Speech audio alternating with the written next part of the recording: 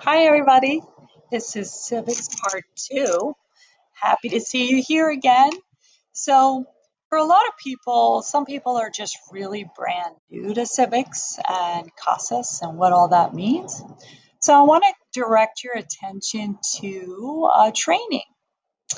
So, CASAS has a bunch of training online that's pre-made that a lot of curriculum developers like myself use. And so what you can do is you can go through this yourself. And it's 83 slides, guys. 83 slides. So basically, it's meant to be interactive and it's meant to be in a big conference hall, right?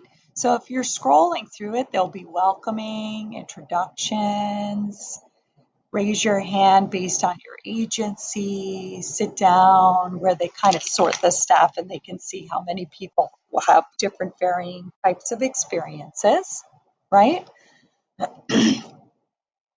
So then they go ahead and they talk about the different requirements for RIOA and the grants. And what are the co-ops? So the co-ops are the civics objectives that have additional assessment plans attached to them, okay, as we're teaching our ESL students. And it is tied to funding.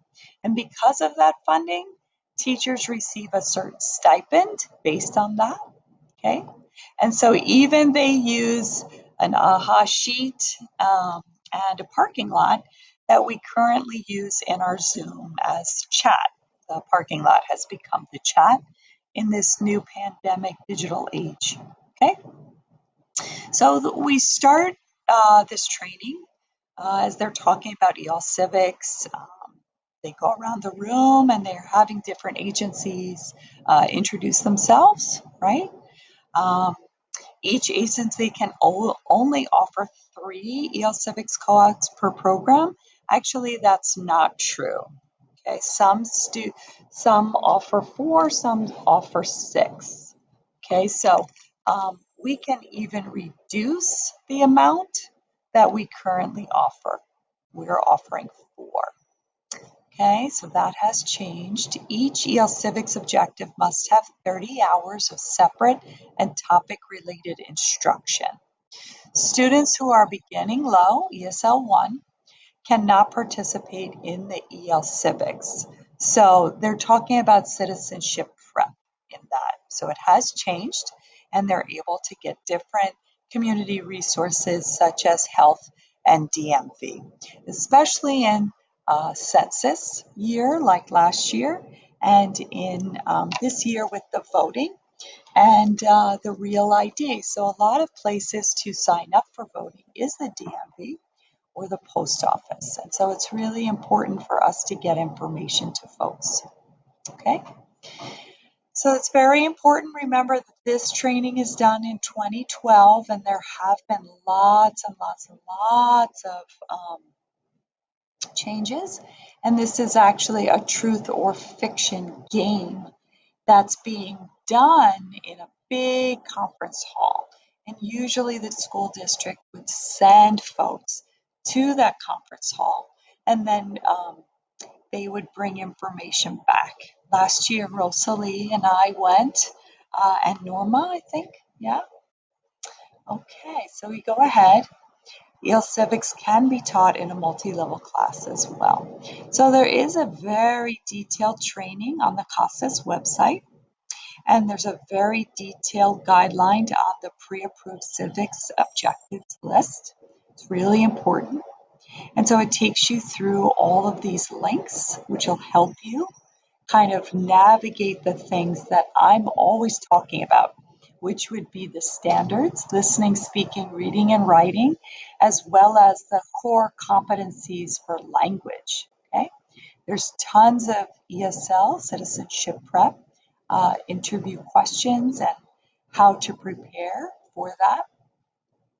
And what you can do when you go to the core competencies, you'll get to a place that looks like this.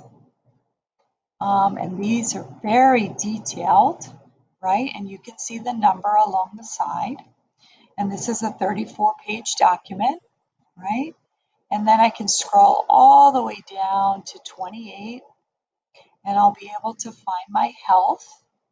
Okay, you should be very familiar with this if you've been teaching EL Civics for many years.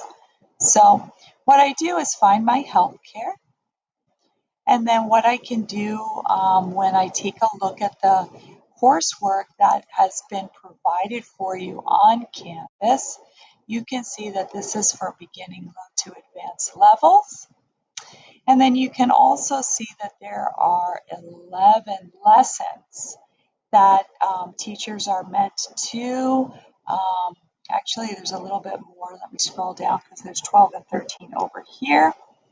And so what you can do is spiral teach. You're going to spiral teach your way around this over the course of your week. Okay? And then to make sure students get enough time, I can give them additional resources outside. Okay? So they need to, in this area, be able to interact during COVID times with all of these different ideas. And one of the things they're meant to be doing is going through a role play with a doctor. And some of it is medical, dental, and vision appointments. How can they respond to phone messages, giving detailed health related voicemail by phone? And so we can practice with them. It's very, very, very important that we help them through this system. Okay, so this is another piece of the puzzle. Um, for teachers who have been teaching here for many, many years, last year I discovered that they were unfamiliar. Some of them were unfamiliar with going online to the CASAS website and making themselves very familiar with the digital portion because they were so used to those binders. So now we're not using those binders anymore. If you were given an old-fashioned binder in your box, you can keep that because it's already been scanned, and we're going to upload those lessons into the Canvas common area and create a bank that we're going to use from now on.